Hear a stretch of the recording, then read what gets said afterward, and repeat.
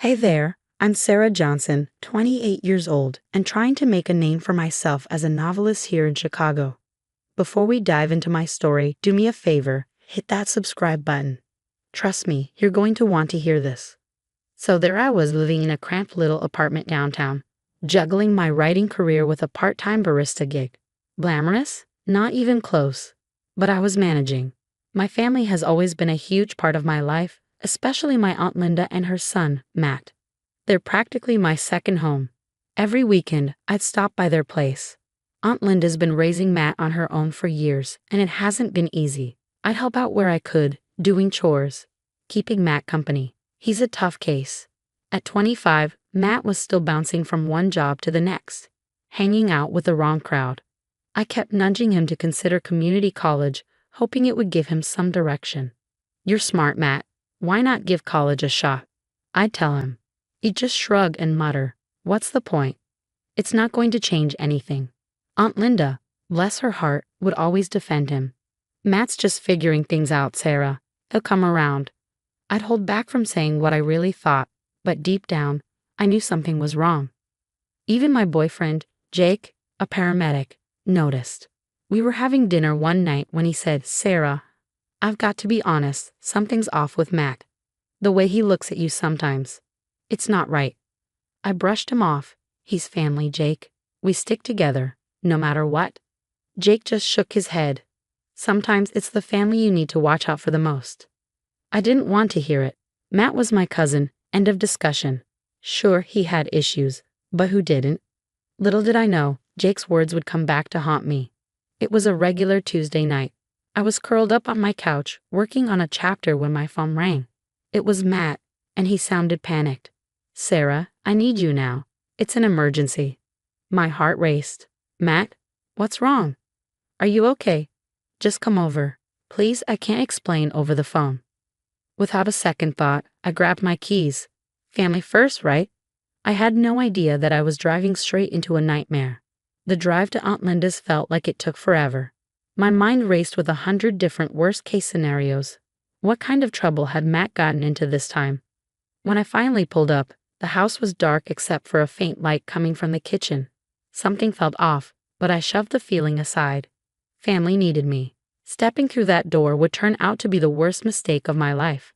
I found Matt pacing the kitchen like a caged animal. His eyes were wild, frantic. "Matt, what's going on?" I asked, my voice shaking. He grabbed my shoulders, his grip tight and desperate. "Sarah, thank God. I messed up, big time." "What happened?" I asked, my stomach sinking. There was this convenience store. It was supposed to be easy money, but the clerk, he tried to play hero. My blood ran cold. "Matt, what did you do?" "I didn't mean to hurt him. It just happened. Now the cops are looking for me." I stumbled back, my mind reeling. "We have to call the police, Matt. You need to turn yourself in." His face darkened. "No, I need you to cover for me. Tell them I was here all night, watching movies with you." I shook my head. "I can't, Matt. That's lying to the police." "Come on, Sarah. We're family, you owe me." "I don't owe you this," I said firmly. "You need help." That's when I saw it, the glint of metal in his hand. A kitchen knife. "Matt, put that down," I said, my voice trembling. His eyes went cold, calculating. "I can't go to jail, Sarah. I won't." In an instant, he lunged at me. I tried to dodge, but I felt a sharp pain in my arm as the knife cut into my skin. Warm blood soaked through my sleeve. "Matt, stop. This isn't you." But the Matt I knew was gone, replaced by someone desperate and dangerous. I bolted, locking myself in the bathroom, my hands shaking as I dialed 911. 911. "What's your emergency?" "It's my cousin. He attacked me. He has a knife. Please hurry."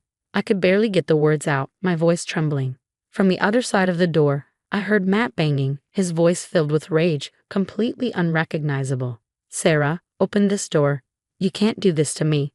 Sirens began to wail in the distance. The banging suddenly stopped. I waited, my heart pounding, before gathering the courage to open the door. By the time I did, Matt was gone. The next few hours were a blur. Jake rushed to meet me, his face a mix of anger and concern. "Sarah, this has to stop. Matt's dangerous." I nodded, wincing as the doctor stitched up the cut on my arm. I know, I just never thought you'd go this far. That's when Aunt Linda stormed into the room, her face streaked with tears. How could you, Sarah? He's your cousin. You should have helped him. Ma'am, a nurse interjected, your son attacked Sarah with a knife. She did the right thing. Aunt Linda's accusations kept coming, filling the room like a heavy fog. And something inside me snapped. Years of making excuses, enabling bad behavior, and always putting family first at my own expense, it all came crashing down. I really looked at her, and for the first time, I saw the toxicity that had been festering for years. Enough, I said, my voice stronger than I felt. It's over. All of it. Later that night, sitting in my apartment, the throb of stitches in my arm was a constant reminder of how my world had just been flipped upside down. Hospital discharge papers lay on the coffee table, a stark reminder of what had happened. I picked up my phone, stared at Matt's contact, and hit block. Then I did the same for Aunt Linda. It was time to cut ties.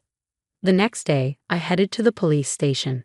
Detective Rodriguez was waiting for me, his expression grim. Miss Johnson, thanks for coming in.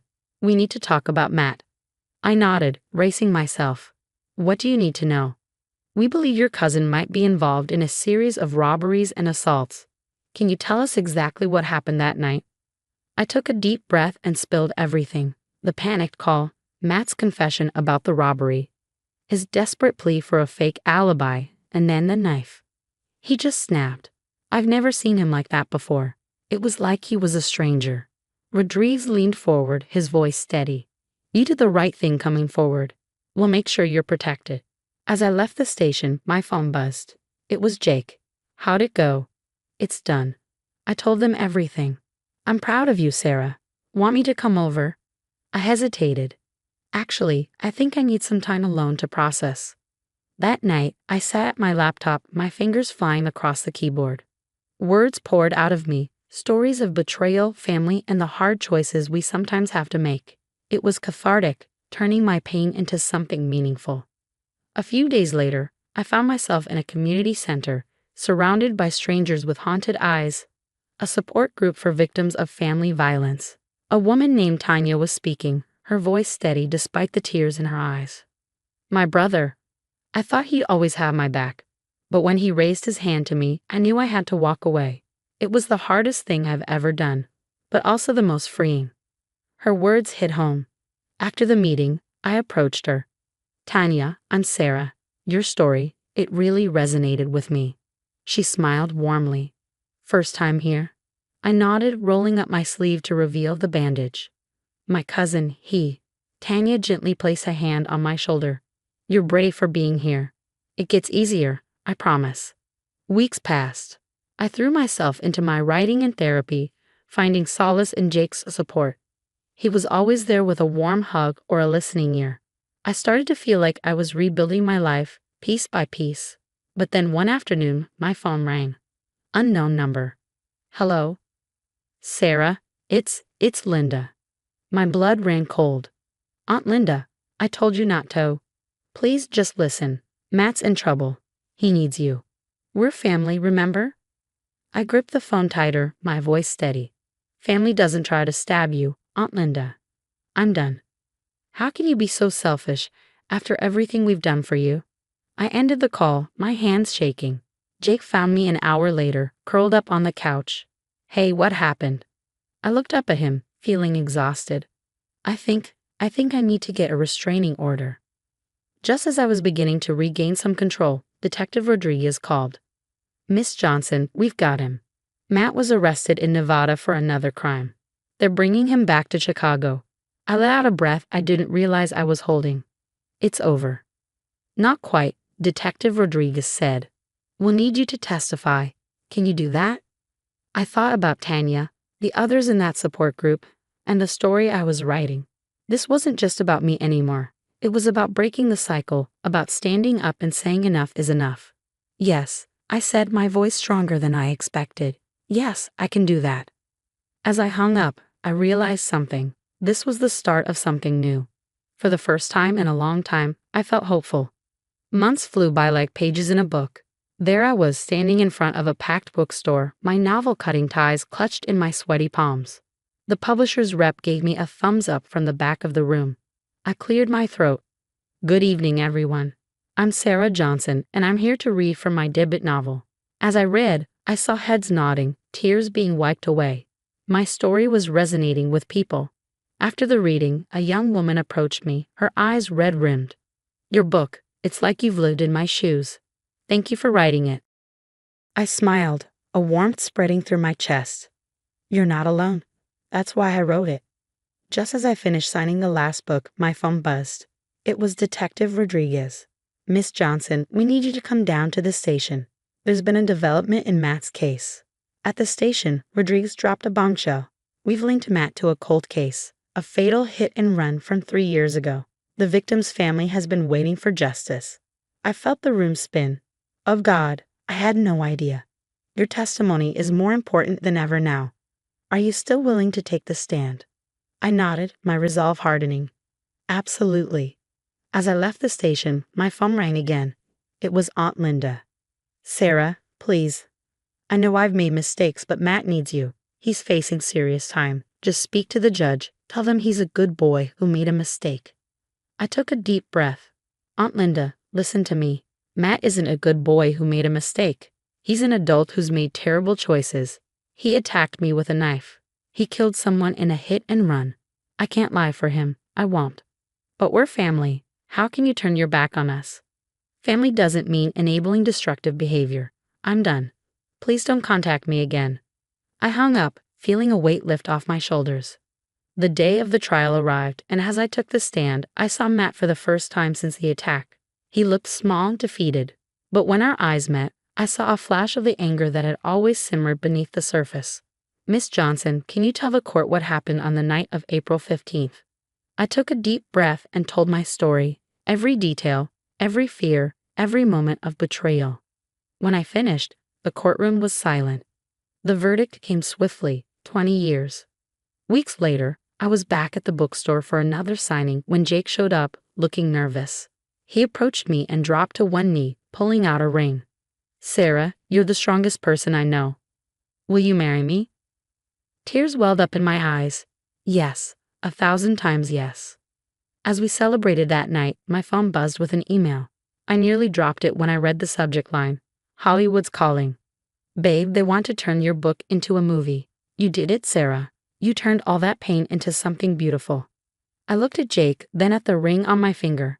I thought about the movie deal, the success of my book. And then I thought about Matt, sitting in a prison cell, and Aunt Linda, alone in that big house.